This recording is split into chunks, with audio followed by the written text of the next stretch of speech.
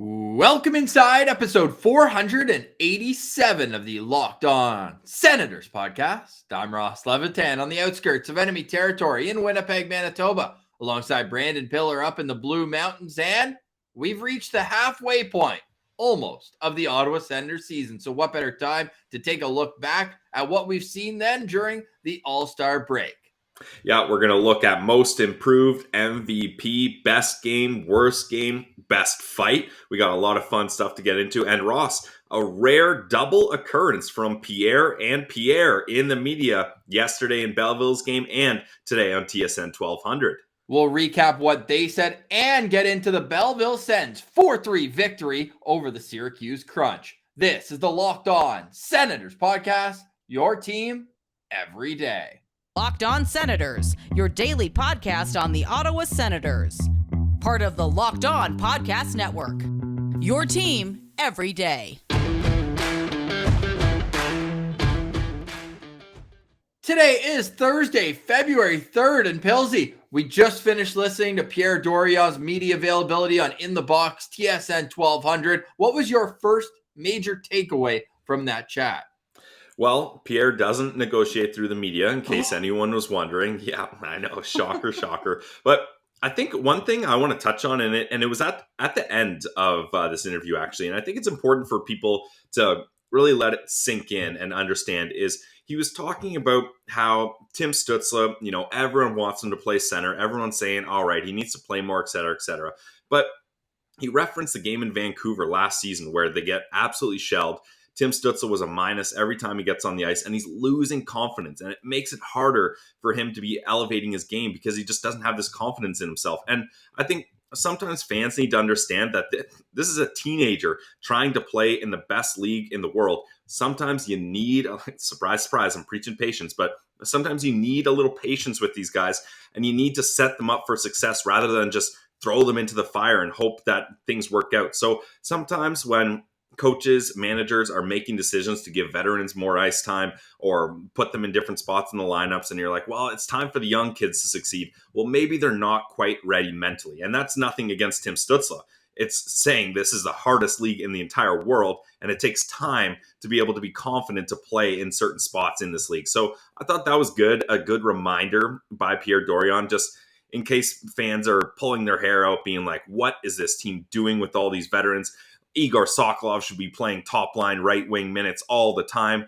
It's not always that way, and you just need to put the pieces together, and it's all going to work out eventually. So I like that from Dorion.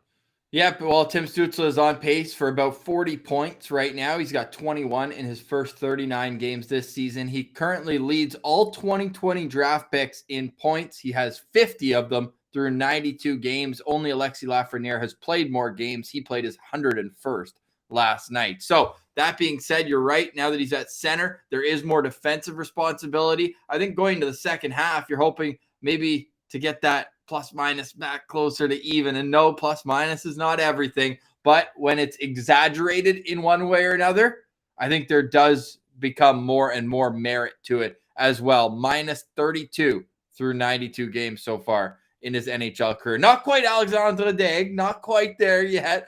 But you do hope that that number starts trending in a different direction, which we pointed out through December and January. That was the case for most guys on this team. Like, look at the guys who have been here longer than Stützle through the rebuild, like Thomas Shabbat. He, over the last 2 months, is a plus player. And you see with the eye test that, well, hey, yeah, he is looking very solid at both ends of the ice. Could he be the MVP of this team?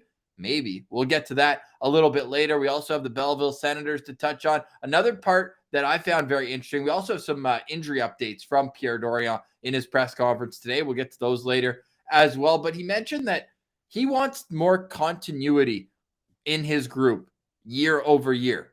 CJ brought up, rightfully so, the terrible starts in back-to-back years. What was it? 4 wins in the first 19 games, both years. Brutal. That can't happen next year, Pilsy. And Dorion is well aware of that. So he was thinking, well, you're not making the playoffs this year anyway. So what's more important is after the trade deadline, try to have as close to the roster you're going to go into next year with before, so that you don't have to worry about fitting these new pieces in and trying to find chemistry and that sort of thing What do you think that means in how Pierre Dorion is going to attack the trade deadline in mid-March? Well, it's funny that you get to hear his approach for this, Ross, because that kind of makes sense why they had the offseason they had, right? Like, that's the only way I can make sense of. But that's what I'm saying. They didn't really change much from last year to this year. So that kind of exactly. That's what he was trying to do, right? He's like, okay, we had that incredible, and this actually makes a lot of sense now. We had that incredible boost of momentum at the end of the season. So let's head into this season with pretty much that same roster. We're going to add a couple of veteran defensemen, and that's literally it. I mean, a couple as in two of them, nothing more. AHL superstar. Yeah, definitely. We'll get to Uncle Deli. And then Tyler Ennis, another familiar face that has chemistry with guys on this team already, and hopefully this is going to work. However, Pierre Dorion did not expect Shane Pinto to go down, Colin White to go down, and a lot of other issues along the way, right? But I think for Pierre Dorion now, the scorched earth is done. This earth has been scorched already. Anyone that has massive value and can be traded is gone. And the picks are already coming through, and that phase is already over. So now he can make some minor moves, some UFAs that can be moved at the deadline since this team's not going to the playoffs. Anyone he deems is not ready or not really a fit, they don't need to stick around. And it doesn't matter what kind of picks or prospects you get back in return, because you're not really desperate for those either. It's just about finding continuity and getting a team in place that can start next training camp and hit the ground running and not win win more, I should say, four of 19 games to start the next season. So I think that's an interesting approach, and we're going to see how he tackles this at the trade deadline.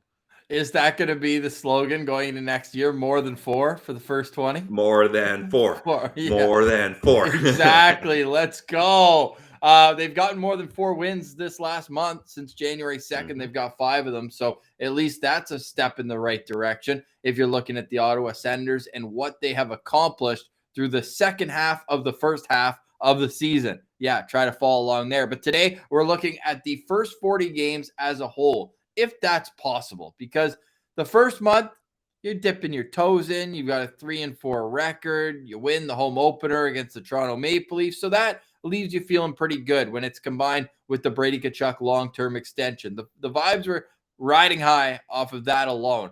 Then November hits, and November could have been a season all to itself. 1-10-1, their record in November. How do you look at the first half of the season, taking into account November, but then also understanding the outside circumstances that played into the poor play? Classic roller coaster of emotions for the Ottawa Senators, right? Like you mentioned, October, solid month, like right where you want to be. November, it doesn't get much worse. You won 1 game all month. December, you get a bit of momentum. COVID strikes. You're not playing a game for weeks. And then January, you start off terrible. And then everybody has a quick, no, not a quick reset, has a long reset, a legit long reset. But they get to practice this time, which helped. And you come back stronger, and now they're hot. So it's so impossible to really pinpoint where this team's at. And you get numerous injuries throughout the way. So to try to understand where the Senators are at these days is almost impossible, because you haven't seen the same opportunities and kind of the same lineup for more than a week at a consistent pace. So Pierre Dorion and Pierre McGuire have some interesting decisions to make coming up here, Ross. Before we continue on our first half review, you listened to Pierre McGuire on Belleville radio last night during the intermission of the game. What was your takeaway from what he had to say? It's pretty rare to hear from Pierre McGuire, strangely enough. Yeah, it is strange. And it was funny, Ross, because you could, like, Pierre McGuire, he probably wanted to say a million more things. Like, once you ask this guy a question, the floodgates just open, and he's talking about, like, he's putting details in that are just wild. But I love listening to him talk now that he's a member of the Ottawa Senators, because he's got a lot of information and a lot of interesting things to say. And I got to apologize. I spelt Dylan Hetherington's first name wrong in my tweet. So right off the bat, I'm going to apologize to Dylan for That's that. fun. Yeah, -1 for me. But he talked about Dylan Hetherington and how he offered to give him a ride, whether it was to Ottawa or back to Belleville, whatever. He offered to give him a ride, and Dylan said, "Nah, like thanks, Pierre, but I'm going to get to the rink early." And he said, Pierre's like, "Okay, cool." He goes Pierre's there. like, I sleep at the rink. What are you Exactly. talking about? Yeah. Like, try to beat me to the rink. Good luck. And Pierre said he went to the rink. Pierre Maguire, we're talking about right now. And of course, Dylan Hetherington, first guy there. So you got to respect that kind of work ethic. And that's just one of the things he talked about. He talked about Jake Sanderson. He talked about how great Ridley Gregg has been. Yeah, we all know. And then he talked a little bit about Logan Shaw, too, how it's been a weird season for him as a captain of Belleville, but he ends up getting 2 points in last night's game. So there was a lot of interesting things that Pierre Maguire had to say, but probably the most interesting one is when asked about Shane Pinto, he said, not likely he's going to come back this season, which we knew it was going to be a long shot. And we're like, oh, maybe he'll get a handful of games in, but that doesn't seem to be the case now, unfortunately. That sucks, man. I was so looking forward to seeing Shane Pinto. Just as an aside, Shane Pinto was excluded from the Senators prospect list that Scott Wheeler put out, but Cole Caulfield is among the Montreal Canadiens prospects. The guy's played 61 NHL games. And a whole bunch of playoff games, too, if you add that in there. So it doesn't make any sense. Anyways, maybe he sees him as an AHLer right now. That would make the most sense of that. Okay, well, you mentioned the injuries, so let's pull that up before we hit the break and then get into our year in review, all the nitty-gritty of it. Now, this is based off of Pierre Dorian's availability this morning. He says Connor Brown is ready to return on Monday. You got to expect the fishbowl or at least the jaw protector will be on his helmet as he's suffering from a broken jaw. Dylan Gambrell, we still are unaware what the upper body injury is, but he'll be available sometime next week. Nikita Zaitsev, same timeline. They will both be at practice on Sunday when the Senators return from the All-Star break. Colin White, there's a date circled. It's February 26th against the Montreal Canadiens. Those are your more imminent returns, those 4 guys. Well, 3 really, and then Colin White in February still. So there is something to look forward to on that front. But then after that, and these are 3 big names here in Drake Batherson, Shane Pinto, who would be April to late April, and then Josh Norris. I still have him as unknown. Doesn't sound like he's going to need surgery, but until he gets confirmation, he's going to see his surgeon who did operated on his shoulder last time during the World Juniors when he left. So I think he's going back to Michigan for that. Then we'll know more. But it could be 3 or 4 weeks, Pilsy. But if they do elect surgery, then you're looking at probably a season ending. So I think the Senators and Norris probably want to avoid it if they can. But at the same time, you see what happened to Shane Pinto when he came back too early. And all of a sudden you're like, oh man, maybe it is better to just take the slow road here.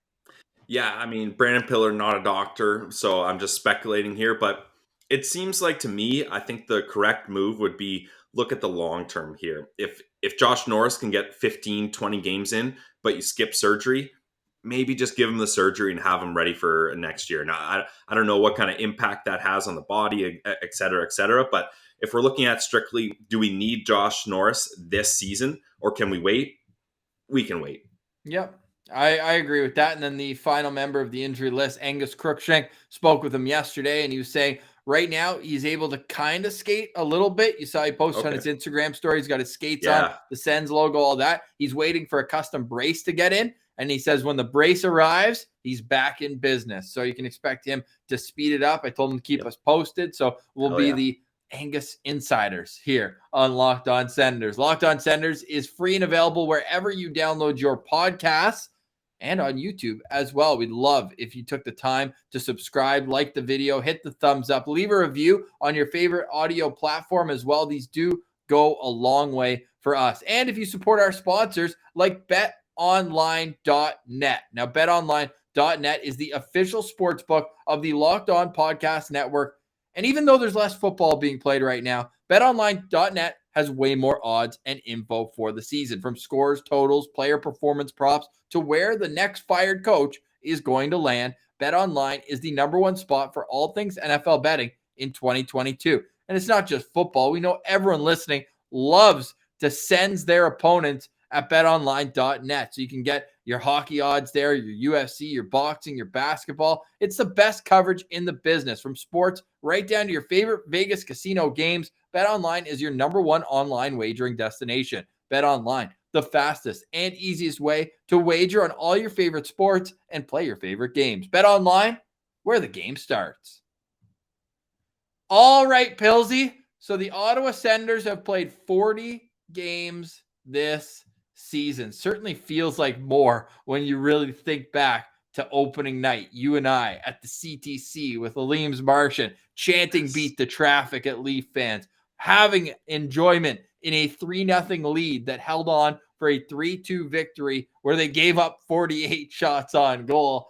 The season record sits at 14, 22, and 4. Only the New York Islanders have played less games than Ottawa's 40 as we go in to the All-Star break. So let me start with that question. What's your favorite of the 40 games looking back? And maybe it's an easy answer. And if you tell me the home opener, I'm going to make you pick a second as well. The home opener was my pick, and you kind of stole that one from me, but that's okay because I got backups. This has been a fun season, and I think the next game, this is an obvious choice, and nothing better than getting some sunshine down in Florida in December, Ross, and also nothing better than putting up 8 goals up against one of the NHL's best teams. Like, I'm on the stat page for that right now, Ross, and Josh Norris, 3 points. Brady Tkachuk gets a goal. Drake Batherson, 4 points. Connor Brown, 3 points. That was Brady's last goal. Yeah, that's weird to think of. Jeez. But it was just so nice to watch the Sens because they were starting to get hot here, but not fully heated up, and then just fully clown the Florida Panthers at home in front of a packed building. So that for me was one of my favorite games. Well, yeah. Packed. Hey, the Sens are playing with 500 fans right now, so that is a packed building in these times. And to have Spencer Knight be on the hook for all those goals too was interesting. It was just wild to be watching a game, and for the Sens to score a goal, it was like not a big deal. You know, like now they score a goal and you're fired up and you're like, okay, this is a big part of the game. Goals 5, 6, 7, and 8 is just like, sweet. Like, well, and midway through the second period, it was 2-2. So it's not like it was right out the gate where they just dominated. No, it was 2-2. Reinhart tied it up, made it, even at 2. And then Norris, a minute later, Stützle. And then the third period, the Sens score 4 straight goals. So when the announcers, and they said this in the Oilers game the other night, where it's like the Senators' third period goal differential is so bad. Like, yeah, that's because of the Chicago game at the start of November. Like, there were games where they just got absolutely dummied in November in the third period.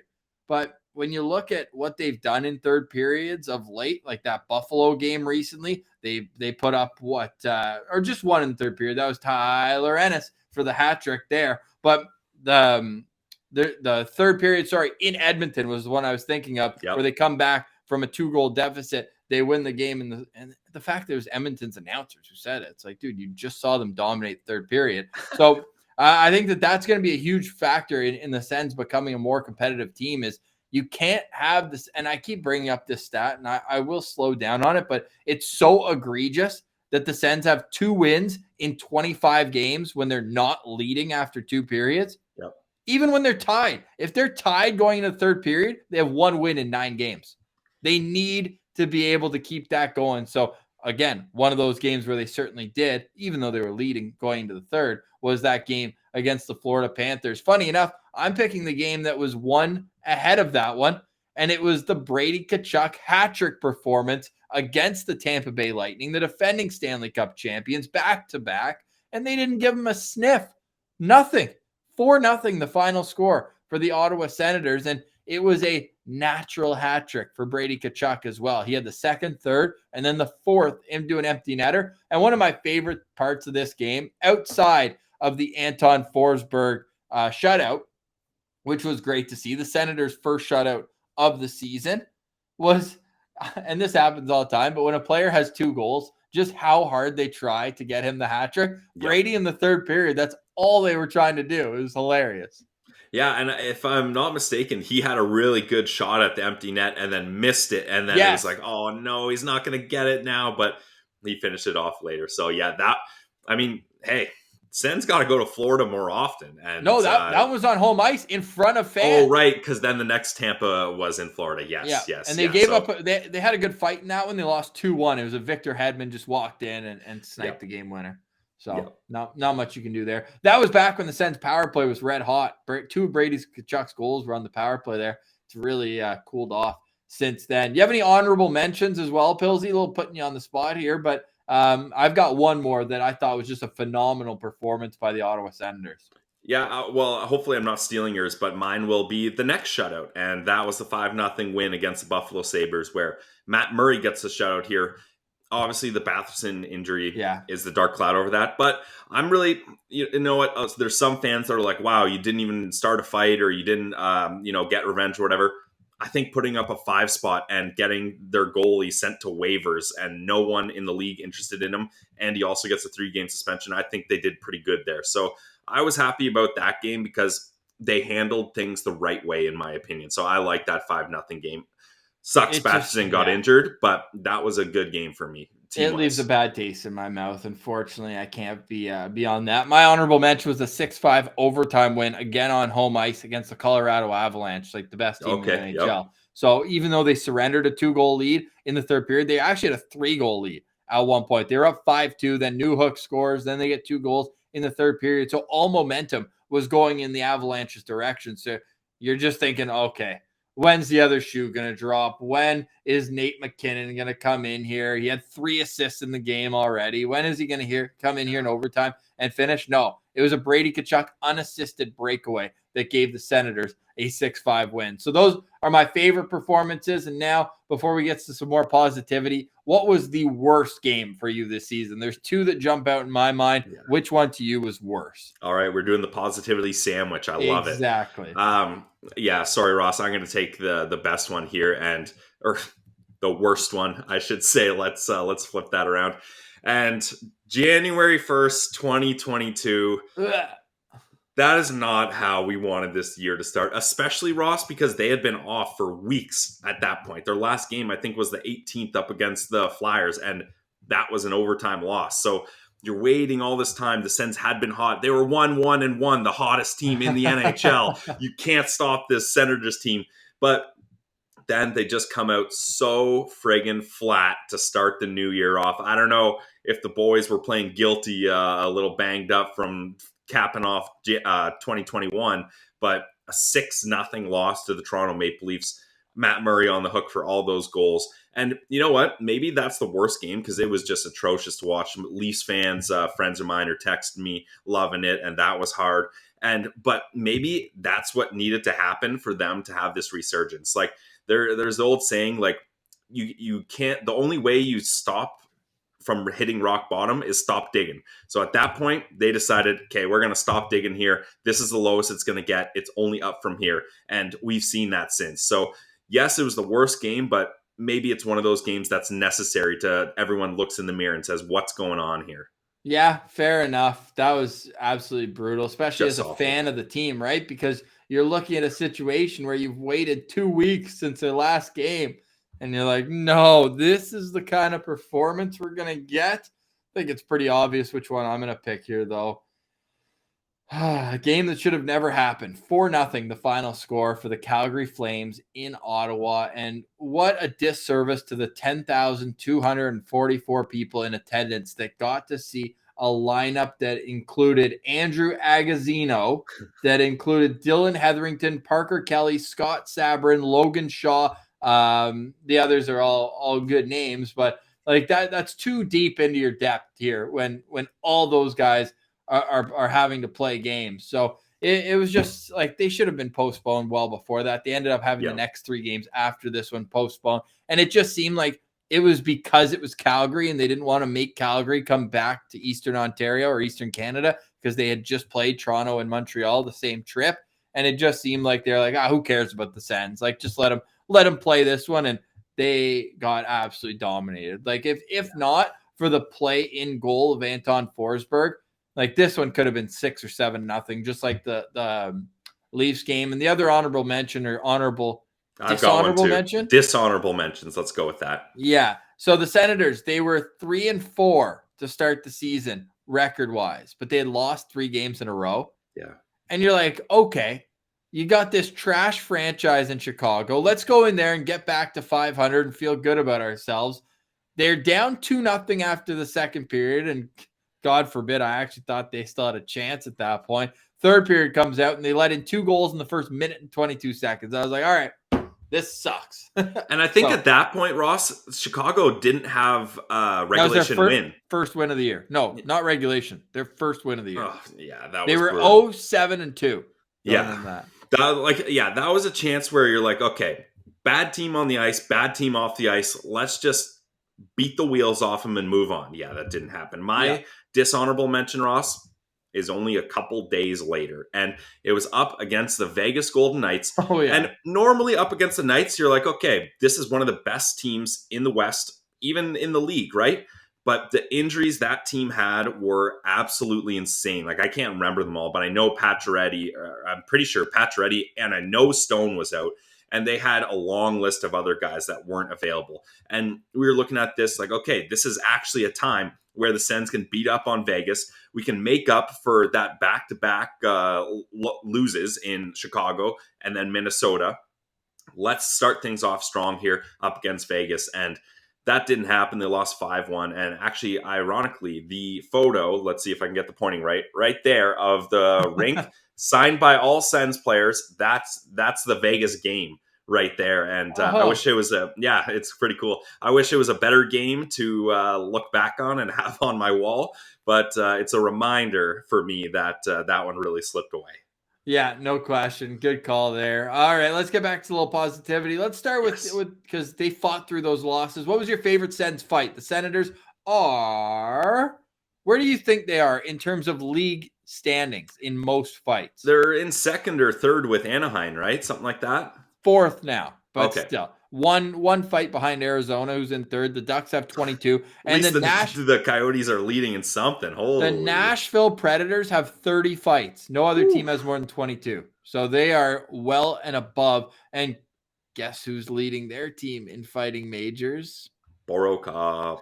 Nope, but he's second for them. Tanner Janot, that yes, kid, and Liam O'Brien as well. So Liam O'Brien's with the Avalanche. No, he's with Calgary. No, Arizona. There you go. They messed up. That's not even on me. Hockey Fight says Eric Branson was with Arizona. They fought last night. It was actually a wild fight. But yeah, third in the league in fighting majors, Mark Borowiecki. But with the Ottawa Senators, lots to pick from. Which one was your favorite till this year?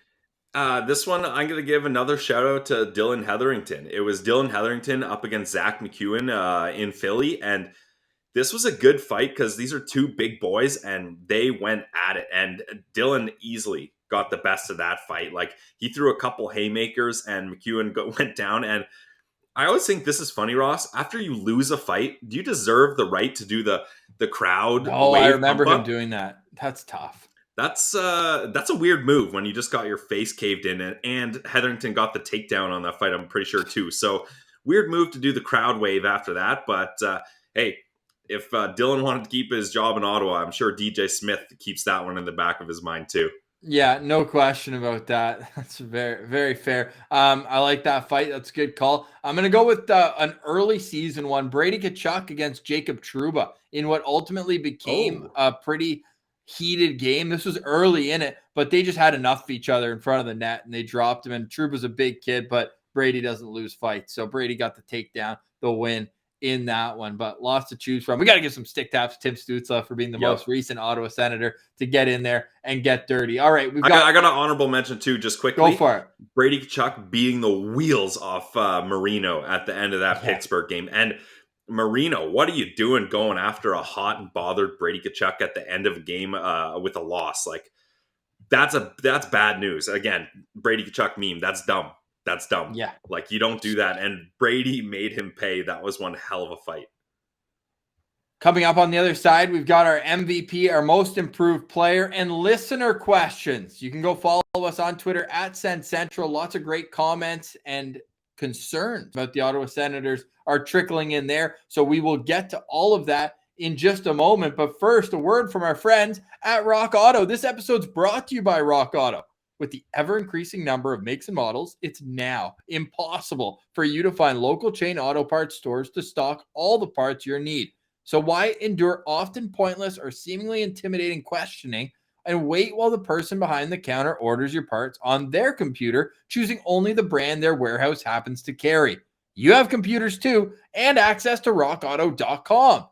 So save time and money when you use Rock Auto. Why choose to spend 30, 50, even 100% more for the same parts from a chain store or car dealership? Rock Auto is a family business serving do-it-yourselfers for over 20 years. Rock Auto prices are reliably low for every customer. They have everything you could need: brake parts, tail lamps, motor oil, even new carpet. So go explore their easy-to-use website today and find the solution to your auto part needs. Go to rockauto.com right now and see all the parts available for your vehicle. Just put Locked On in their How Did You Hear About Us box. That way, they know that we sent you.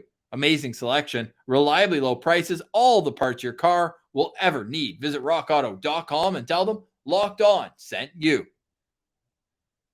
And a reminder, you can advertise with the Locked On Senators podcast. Just shoot us a note on Twitter, Send Central, on Instagram, lockedon.senators, or shoot us an email through our contact note on YouTube, where we'd appreciate if you do subscribe. Please like the podcast, share it with your friends. We're free and available wherever you download your Locked On podcast. Pilsy, it is time to get to the most improved player, the MIP, before we hit the MVP. Who is it for you? Well, I'm going to go with my guy, Alex Formington. I would say is the most improved player on this team. Ross, it was staggering how cold he was at the start of the year. And I got some stats for you here. In his first 17 games, how many points did you think Alex Formington had? I'll say 7. 3. 3? 3 points in his first 17 games. Then go to his next 17 games, which is pretty much the rest of the season. I think like 4 extra games or something like that. 16 points. So nearly a point per game pace after that. So for him to be able to show DJ Smith, and this is something I wanted to touch on, whether that Dorian talked about. At the start of the season, everyone's like, get Alex Formington playing more. He's got so much speed. He's not utilizing it. He's only getting 10, 11 minutes a night. It's because he just wasn't quite figuring it out yet, and DJ couldn't find the right spot for him to play in. He figures it out with Tim Stützle. Injuries come along, obviously, and spots open up. All right, Alex, this is your chance. What can you do up in a top 6 forward role? Let's get you with Timmy. 2 guys with speed, hands, and offensive-minded. He ends up lighting it up, almost a point per game pace. And I think now you're really seeing what Alex Formington is. He's getting some power play time. He's still good on the penalty kill. So for me, I think watching Alex Formington emerge from 3 points in 17 games to 16 and 17 has been incredible. And this guy, it's a contract year for him, I think. So he's picking a good time to heat up here, because Pierre Dorian's going to want to lock him up for a while if he's looking at continuity and chemistry on this team. Yeah, it is a contract year for Alex Formington right now. It's also a contract year for Eric Brandstrom, who's my most improved player. And maybe this is a case of just being able to have more usage, more situations, and see. He looked great at the end of last season, but he's really taken on a whole other level offensively. His confidence moving the puck is accelerating game after game. And I think his game in his own zone is improving as well. Clearly in practice, he's impressing DJ Smith. If the coach is allowing him to play his offside, something we know he's hesitant of with offensive-minded defensemen. So for me, it's Eric Brandstrom just continuing to improve game after game, and it's so crucial for him to find a spot on this team before Jake Sanderson arrives, because we know what the organization and the hockey world believes Jake Sanderson can be. So that takes out one spot when he returns. Now, I'm super nervous for when Nikita Zaitsev gets back into the lineup. Like, is he going to take Brandstrom's spot playing with Shabbat? I have a feeling he is, and I think that's a wrong decision. But as of right now, from what I saw at the start of the season, remember, he played games in Belleville this year, and he wasn't particularly good in those games. So I think that he's improved tremendously. Contract year for him too, Ross. That's what I was saying. Yeah. So let's see Eric Brandstrom continue to fly. He's my most improved player this season. Now, your MVP, Pilsy, and then we'll get some listener comments and questions from Twitter. All right, I'm going to go with the safe pick just because I had a Galaxy Brain one, but decided against it. I don't need to hear the flack from Twitter about it. So I'll just go with the safe pick. And it's Brady Tkachuk. Like, this guy comes in. Here's a guy that comes into the season without a contract. The Sens are, maybe they don't make the salary floor here, but the day of the home opener, they lock up their guy and get him to a long-term deal that everybody loves.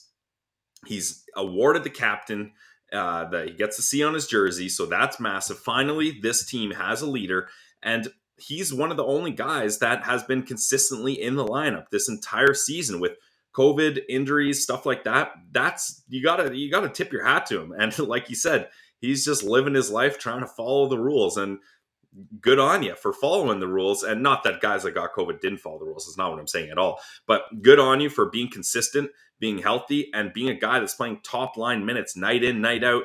And you don't even know who your line mates are going to be. The line that was perfect and in cement, those guys are gone now for a long time. So how can Brady step up? Sure, he's in a bit of a goal-scoring drought here, but he's still fighting. He's still getting hits. And boy, oh boy, is he getting shots on net. He's trying. So I think this team needs Brady Tkachuk. Like it's often said, he's the guy that drags this team into the battle. So I got to give the MVP to Brady Tkachuk, the captain, the leader, the face of the Ottawa Senators. Even though he hasn't scored in 14 games, eh? Like I was saying, he's doing other stuff to stay consistent. And when you lose your top two line mates, I'll give you a bit of a leash here for not scoring goals. And if he wasn't getting shots, then there's some concern. But he's still getting shots. And like we mentioned, Ross, it looks like there may be a bit of bumps and bruises on that left hand of his, and that'll affect your goal scoring ability. Yeah, no doubt. And if you also look, like this guy came in late, missed no the training first few camp games. Yep. And then up until the goal drought happened, he had 22 points in 23 games. Like he's providing every bit of offense. Now, this is a great transition. I'll give my MVP first, but there's a great transition because somebody on Twitter writing in at Jordy Sens is concerned about Brady Tkachuk's defensive game at that point. So I'll get your opinion on that after my MVP. Maybe this is an easy one, but my guy, your guy this season was Formington. Mine was Drake Batherson. Yes, it's such a shame that he's hurt, but this guy, his game was just at a whole other level. He was the deserving candidate to be this team's all-star selection, and it just sucks that he had his season cut short. Those high ankle sprains are not easy to come back from either. So that makes me so mad. But when it comes to what he's been able to bring on the ice, like highlight reel goal after highlight reel goal, great defensive plays, great forechecking, he hits, he does everything you want to see in a star player in this league. He's just 23 years old, and it just sucks that that's how his season had to maybe not end, but at least a huge part of it. But Drake Batherson, the only Senator over a point per game, that's my MVP right there. Yeah, hard to argue with that one. I mean, he's had a breakout year like you called, and I gotta give props to you for sure, because this guy really, he's able to improve in all aspects of the game. He's been someone that this team can rely on heavily for offensive production. And just, yeah, we named two-thirds of that top line, and they're if the Sens are going to have success, it's probably because one of those two guys is lighting it up. Yeah, and no disrespect to Josh Norris either, who's leading this team in goals, right? So there's clearly a little bit of that as well. Now let's get to Twitter, and let's start with Jordy Sens. Like, what would you say to him if he's really not sure about what Brady Tkachuk brings on the defensive side of the puck? Yeah, and I mean, that's fair. Like, Brady's game is, he's aggressive on the forecheck. He's hitting guys. He's playing physical in front of the net. Like, I just feel like, you got to take the good with the bad with Brady, and to have him focus more on defense is going to dilute his offensive ability. Now, we're talking about a guy that hasn't scored in a long time, so that's kind of a weird point to make. I can appreciate that, but I just think for Brady, he does so much more in other areas of the game. I'm willing to accept that maybe defensively he's not where you'd want him to be. And also, we forget too, Brady's a young guy too. Just because he's seamlessly transitioned to the NHL and has made it look easy, for lack of a better term, he's still got some time and some work to do defensively, like most young forwards do. So I hear you, Jordy, but I'm going to give him a bit of a break here just because of all the challenges thrown at him. And he's a young guy playing on a top line without his two other line mates. So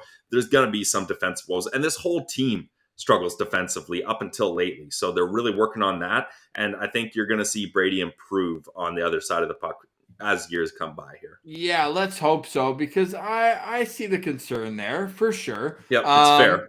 Yeah, definitely. But again, you look at him, he's just turned 22 years old. So let's hope that it is just a short-term thing. All right, we've got some more questions. I'm bringing them up on YouTube as well. Do you think, this is from @GHASWTU. I'm not even going to try to pronounce that. I don't know if it's an I'm glad acronym. you took that one, Ross. Do you think the Sens should keep Ennis and not trade him? I would keep him. He plays great hockey with the Sens. Keep him. Because, look, we've seen what happens when you trade Tyler Ennis. What did they get? A fifth or was it a fourth? I kind of get those trades and picks mixed up. But late round draft pick, let's call it that, right? That doesn't do you a whole lot of good. Whereas keeping a guy like Tyler Ennis at a nice contract, he fits in well with this team. And who knows, maybe even re-sign him for one more year after extended, right? I just think there won't be enough interest that the value that trading Ennis will be more than what he brings to this team on the ice. Especially, there's probably some other guys that are going to get shipped out.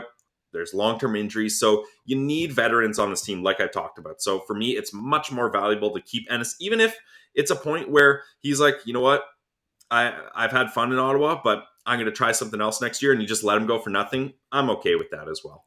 And that would explain to what Pierre Dorion talked about today, where it's like, hey, if a prospect isn't quite ready, rather than watch him struggle for the last month of the season, just keep a guy who you know is going to walk at the end of the year and see what happens.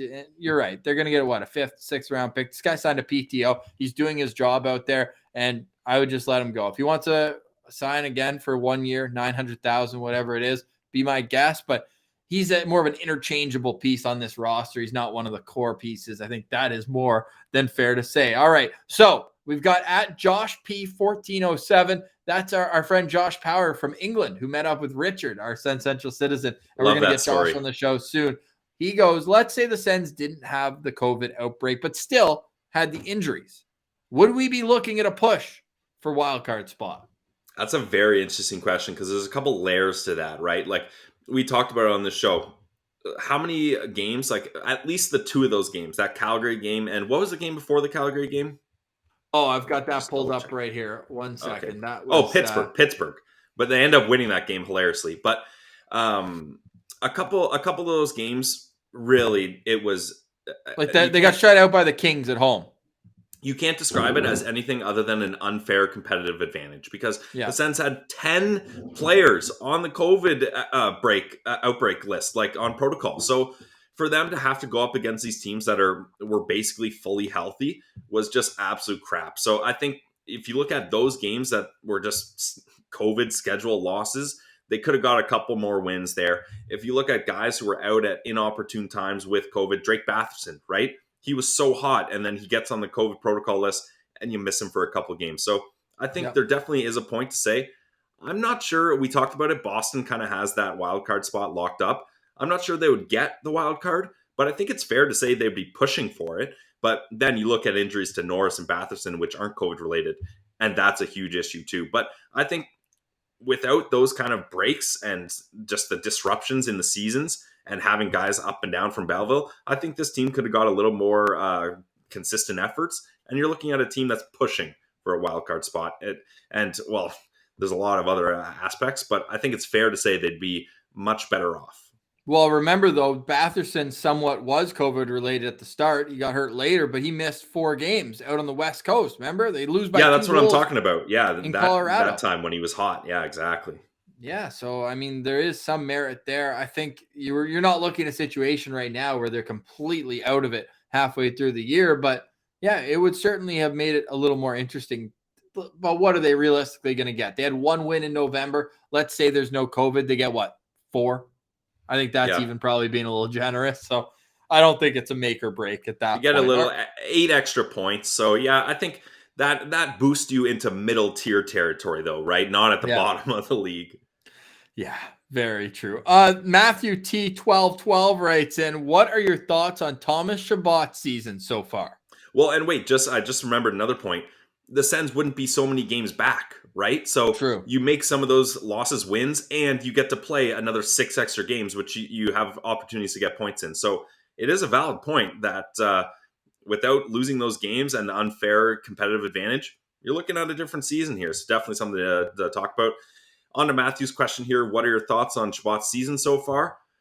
I mean, he's been Thomas Shabbat. Like, he's been everything we expect from him. He plays big minutes. He's getting pucks on net. I think we talked about it yesterday. He's second on the team in shots on goal behind only Brady, which is a massive, massive feat. He's really improved defensively in my mind. We haven't seen so many of those kind of like doy plays where it's like, Shabbat, what are you doing trying to pass that pizza up the middle in your own end? What's going on there? We haven't seen so much of that. And it's because he's had a carousel of defense partners. He now knows he can't just pinch and join a rush whenever he wants and can trust the guy beside him. Not trying to dig at last year JVD, but these are fresh young rookies. You can't be putting them in a situation where they have to defend a 2-on-1 all on their own because you turn the puck over trying to pinch in the offensive zone, right? So I think he's been making more responsible decisions, which has really helped out his overall play.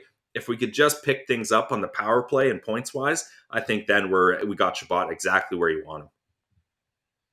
Oh, the old mute button for Ross. The power play is interesting. I'm doing a million things right now trying to get these questions on, but the power play is interesting for Thomas Shabbat because that had kind of been his bread and butter before, right? He scored his first NHL goal on the power play as well, but this year, that's not where he's been producing. 8 power play points out of his 23. They're all assists. It's at even strength where he's really been doing a lot of his offensive damage, still leading the team, leading the league in time on ice. But one other thing that needs to be noted is how often his partner has been changed this year. He's been playing with Zub, Zaitsev, JBD, Brandstrom, and Lassie Thompson. So all this continuity and the importance of it, we've seen how great it's worked out with Holden and Zub. Shabbat hasn't had that luxury. He's been plug and play throughout. So I think that shows maturity in his game and where he can take it to the next level. So I've been very impressed with how Shabbat has been able to take all that's thrown at him this year and look real good doing it. Final one here, SB on Sens, right? Oh, glad you did that. That's the one I ruined last time, Ross. I said S Bon Sens. I thought it was a French S Good Sens or something like that. Yeah, nope, not today. He's got some concern though about the D+ seasons of prospects: Tyler Boucher, Levi Marilainen, Ben Roger, and Zach Ostapchuk, at least on surface level. How concerned are you about? I think most of this is the 2021 draft. So let's focus first on Marilainen, who's having his first year in North America. Well, at first I was worried D+X was some advanced stat, and I was like, well, I don't know about that for these guys. But now I'm on the right page here, SB on Sens. I think with Levy, like, sure, the numbers may not look great, but he's getting the wins. And like we talked about, he's elite at stopping guys on penalty shots and shootouts. So I'm not concerned about Levy at all, especially this is his first year full-time in North America. So that's fair. Obviously, Tyler Boucher, there's some concerns there. I would say giving him a D+, though, is kind of unfair just because... No, D, like draft plus. So I thought, okay, so I'm not on board, apparently. I thought that was a report card grade. So explain this to me again, Ross. Well, so when they get drafted, it's their D+1 season. So that's for most of these guys, but Levy is in his D+2 year because he was drafted in 2020. Right. Okay. Who do we want to hit on next then? Or you want to go Roger? I'll just say with Levy, like 18 wins in 30 games, that looks nice. The 887 save percentage certainly doesn't. But for me, I'm looking at a guy who is an August 13th birthday, one of the youngest guys in the 2020 draft. He may as well be the same age as Boucher, as Roger, as Ostapchuk. So, and he's a goalie too, who take longer to develop. I think that this is clearly a completely different look for him playing overseas. I want to see what he looks like next year in the OHL. For me, this is a season where if I'm in the Sens management, I just kind of leave him be. Like, he's percolating, he's on the stove, wait for the thing to start boiling, and then you can add your spices and all that later on. Just let him get comfortable, get into his environment. Let's do Tyler Boucher quickly because we did get an update. Pierre Maguire said it looks like he'll be out about a week with this shoulder injury, which is good news. It's not like it is with the others in Ottawa where it's longer term. So he'll be back soon. It's tough to evaluate a guy that's barely played, especially since moving to a league that we thought would be a lot better fit for him. But clearly things didn't go his way in college. Yeah, and that's the thing. I guess that's what I was getting at is I give him a bit of a pass here because this has been a wild season for him and probably the least amount of hockey he's played in his entire life. And then you add on all the tumultuous moves that are happening throughout his life, getting COVID at Christmas, all this kind of stuff. So I really give Tyler Boucher a pass here. And if we're putting all these guys in under one umbrella, I'm not really too concerned about how they're doing right now because these aren't the reinforcements that the Senators are desperate for, right? That was the 2020 draft. So right, the 2021 draft, how they do is not that big of a deal because it's all kind of just bonus gravy. And they're just going to be adding For to now. a core that's already built, right? Like the pieces are already here. If you look at everything on this roster now and the 2020 picks that are in Belleville that are working their way up, it's going to be fine. So I'm not too concerned about the 2021 draft prospects so early in their careers. Yeah, fair enough. Zach Ostapchuk has 20 points in 33 games. Okay, decent. But I think that next year with those guys, we'll have better indicators. And Ben Rogers never going to put up big numbers. It's just about how steady he can be defensively. If he can develop into a penalty killer, I still hate the pick, but hey, let's give him some time and see. That's unless you're looking at his dimensions, then you get big numbers there. There you go. Exactly. Yeah, big growth spurt from Ben Rogers. But yeah, the offense clearly not there. All right, Pilsy, let's wrap up today's show. Tomorrow, we're going to do some report cards. I like that idea.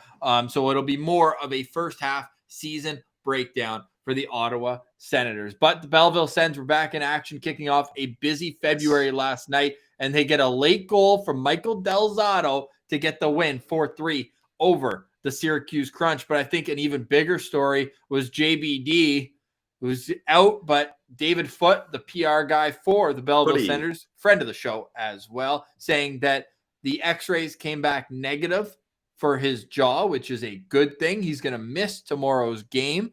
Yeah, you think? But he could be back as soon as Saturday. So that is very good news on JBD. Of course, we kind of teased that he'd be joining us. That will happen down the road. But as you can imagine, for a guy who just almost lost 7 teeth, talking probably not in the cards for him tomorrow.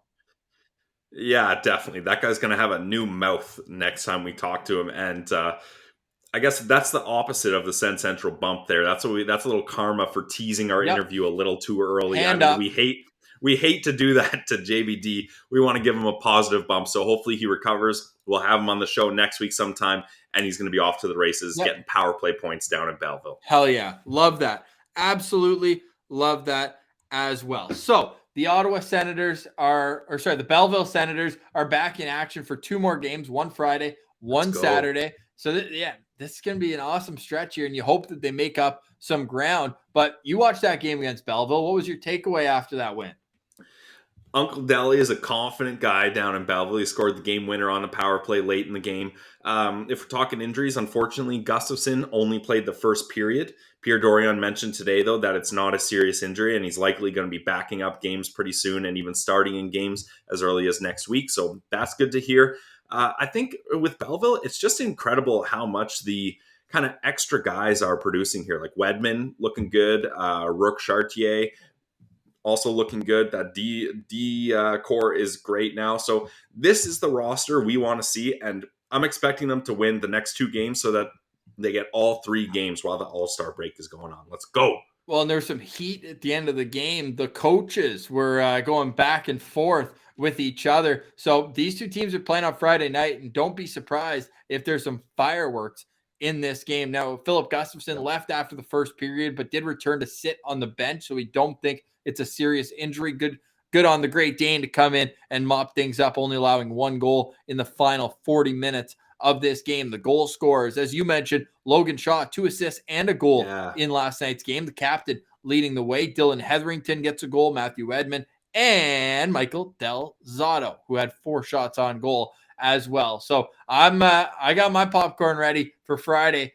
We'll see if it pops in that game. So today we say goodbye. That was a great episode. Lots to get into. So we went a little long, but that's the way it goes when you have a full first half recap as we did today. Hope you enjoyed the show. Reminder, you can follow us on Twitter at Sen Central, on Instagram, lockedon.senators. Please like and subscribe on our YouTube page as well. It does go a long way for us, and we'll be back tomorrow with some report cards. For Brandon Pillar, I'm Ross Levitan. This has been the Locked On Senators podcast, your team every day.